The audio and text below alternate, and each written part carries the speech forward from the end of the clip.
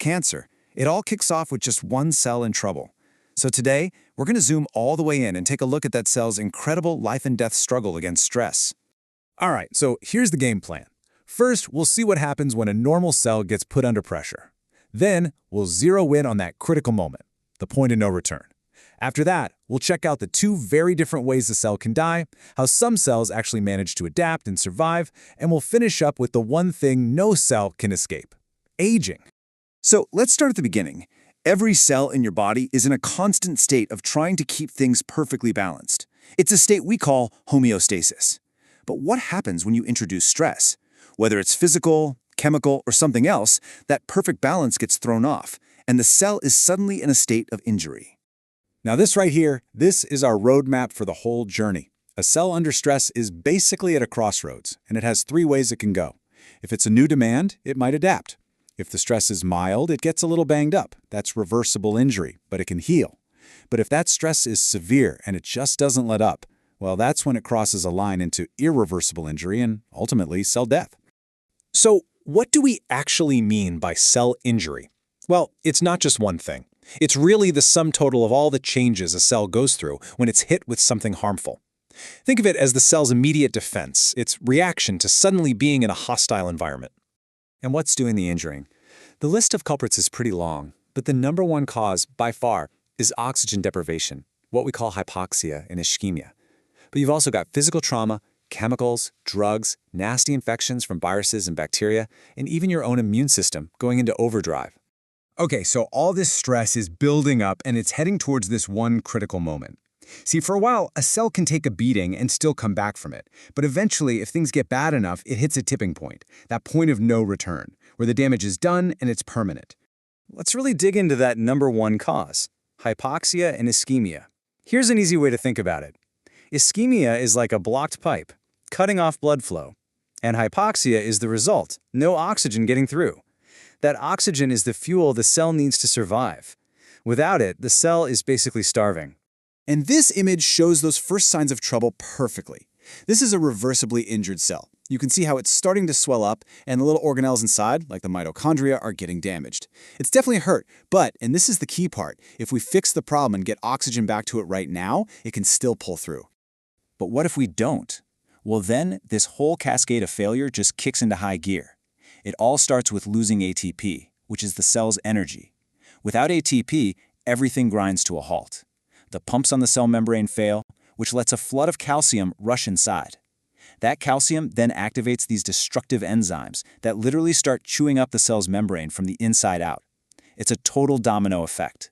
And this is that point of no return, side by side. On the left, you've got the reversible stage. The cell is swollen, sure, but the membrane is still holding on. But look at the right. It's a total disaster. The mitochondria are completely wrecked, and the cell membrane itself has just burst open. The cell is done. It's irreversibly injured. It is going to die. Now, once a cell is doomed, it doesn't just vanish. It dies in one of two very different ways. There's a violent, messy death called necrosis, and then there's a quiet, programmed self-destruction called apoptosis. Honestly, the best way to remember this is to think homicide versus suicide. Necrosis is the cellular homicide. It's always the result of a nasty injury, it's incredibly messy, and it creates a crime scene that causes inflammation, damaging all the neighboring cells. But apoptosis, that's the programmed cell suicide. It's an orderly, deliberate process that happens with absolutely no collateral damage. Let's break down the differences a little more. You'll notice apoptosis usually just affects one cell at a time. Necrosis, on the other hand, is like a wrecking ball. It takes out whole groups of cells all at once. But the biggest difference, the one you really need to remember, is this. Apoptosis has no inflammation. Necrosis always triggers a huge inflammatory response as the body scrambles to clean up the mess. And here is what that mess looks like up close. This is coagulative necrosis in a kidney. You see how the normal structure is just gone? It's replaced by these ghostly outlines of dead cells. You can practically feel the chaos as the body's cleanup crew rushes in. It's a real battlefield. Apoptosis, though, is a much cleaner exit. The cell shrinks down, neatly packages itself up into these little things called apoptotic bodies, and then sends out a signal for immune cells to come and just gobble them up. No fuss, No muss, no inflammation. But hold on. Death isn't the only option. What if the stress isn't bad enough to kill the cell, but it's always there? It's chronic. Well, in that case, cells have this incredible survival playbook called adaptation. And there are 4 main strategies in this playbook. A cell can shrink down, that's atrophy. It can bulk up and get bigger, hypertrophy. It can make more of itself, which is hyperplasia. Or, and this one is really cool, it can completely change its identity. That's a process called metaplasia. Let's just focus on metaplasia for a second, because it's fascinating. It's a reversible change where one type of fully grown cell gets replaced by another type of fully grown cell, one that's just tougher and better equipped to handle whatever stress it's facing. The classic example is what happens in the airways of a long-term smoker. The normal, delicate cells lining your airways get swapped out for these tough, layered cells, kind of like the ones in your skin. Now, these new cells are way better at surviving the constant assault from smoke. The trade-off? They can't do the original cleaning job. It's a survival tactic. So this adaptation is a pretty powerful defense, right? But it does make you wonder, what happens when that adaptive process goes wrong? When the cells just start growing all out of whack? Well, what happens is something called dysplasia, which is basically just disordered, abnormal growth.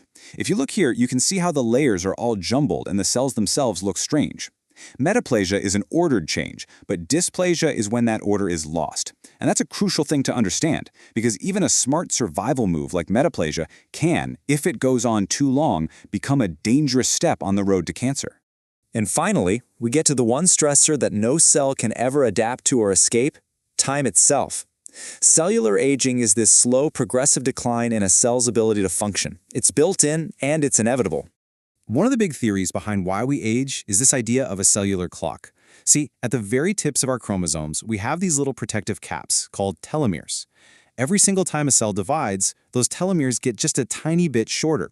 Eventually, they get so short that the cell just can't divide safely anymore. It stops, it enters this state of old age, and it loses its function.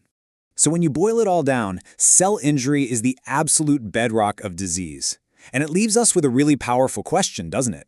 If we can map out, in such incredible detail, all the different ways a cell can fail, can we use that same knowledge to figure out new ways to help it succeed?